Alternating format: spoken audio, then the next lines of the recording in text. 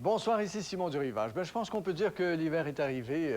Un Noël blanc, cette année, c'est à peu près dans la poche, contrairement aux années passées. En tout cas, c'est pas demain que ça va fondre, avec le froid glacial qu'on nous annonce pour la nuit prochaine. Alors, prenez votre mal en patience, relaxez. Voici vos chaudes nouvelles de fin de soirée.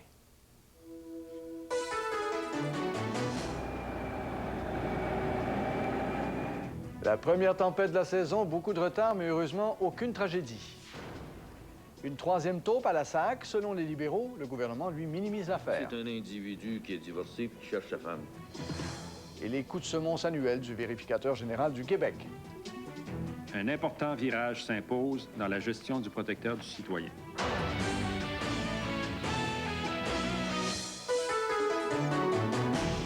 Toute la ville, toute la province ne parle que de ça. Hey, 1h30 dans le trafic ce matin. Ah, j'étais bien content de pas aller à l'école, en tout cas. Ah, c'est bon pour le ski, par exemple. En tout cas, j'ai peur de pelleter ça demain matin pour sortir l'auto de l'homme. Hey, écoute, j'ai tout fait pour l'éviter, mais qu'est-ce que tu veux, ça freinait pas. Comme disait le boss, j'aurais donc dû rester en Floride. Alors, vous connaissez la rengaine. Les images, maintenant. Daniel Renaud. Partout, l'heure de pointe a été particulièrement pénible. Il n'y a rien d'express ce matin.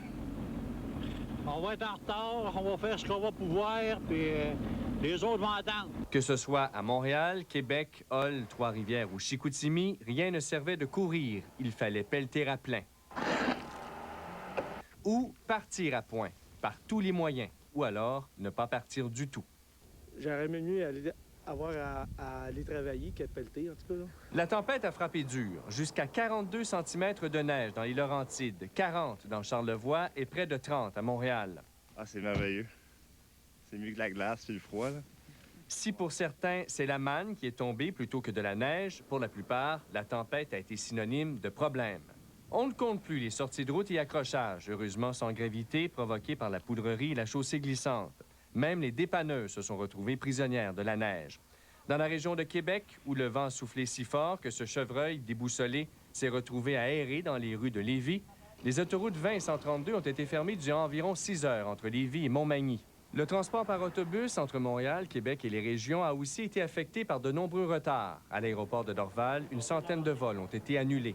Dans la région de Sherbrooke, c'est le vent qui a causé le plus de problèmes. Les fortes rafales ont failli arracher la toiture de cette entreprise et endommager le toit de la station Télé 7.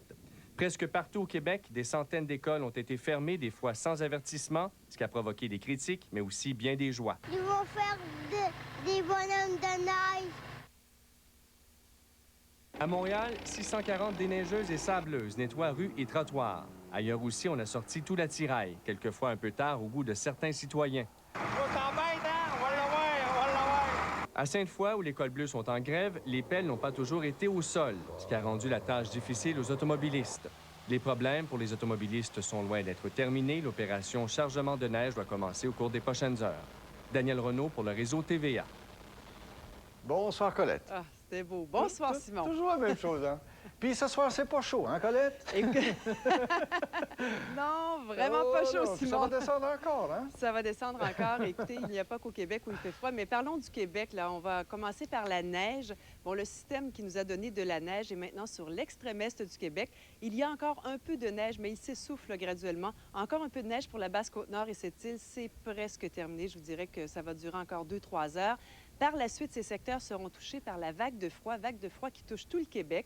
Il y aura des records sans doute au cours de l'année prochaine. Il n'y a pas qu'au Québec qui fait froid, Simon, également dans l'ouest du pays, l'Alberta, Saskatchewan, Manitoba, il y aura des températures de moins 30 au cours des prochains jours.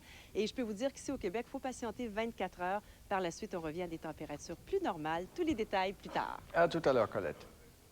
Ben, je ne sais pas qui envoie des petites enveloppes brunes aux libéraux ces temps-ci à Québec, mais ils ne lâchent pas prise, en tout cas, dans le dossier des fuites à la Société d'assurance automobile. Un troisième cas aujourd'hui, les libéraux affirment que c'est une nouvelle taupe, mais Guy Chevrette, le ministre, lui, a immédiatement minimisé l'affaire. Il dit que c'est un cas isolé, déjà sous enquête. Paul Larocque. Le ministre Guy Chevrette n'avait pas sitôt mis les pieds en chambre que l'opposition lui mettait sous le nez un autre cas présumé de fuite de renseignements à la SAAQ. Il y aurait une enquête policière sur une troisième taupe qui travaillerait à la direction des contrôles des systèmes informatiques. Après la période des questions, Guy Chevrette a minimisé la portée de cette affaire. Ce n'est pas une taupe, dit-il, et cela n'est aucunement relié au motard criminel. On vient de m'apprendre que c'est un cas sous enquête qui n'a aucun lien de quelque nature que ce soit avec le crime organisé ou avec des renseignements. C'est un individu qui est divorcé et qui cherche sa femme. N'empêche, les deux premiers cas sont extrêmement sérieux. C'est dans ce local d'Accès Sport, un mandataire de la SAAQ et qui a accès au système informatique de la société, et avec peut-être cet ordinateur, que la conjointe d'une relation des Hells Angels aurait piraté de l'information relayée ensuite au motard criminel. Ces fuites de renseignements, numéros de plaque et adresses personnelles auraient résulté en 3 meurtres et 4 tentatives de meurtre, dont l'attentat contre le journaliste Michel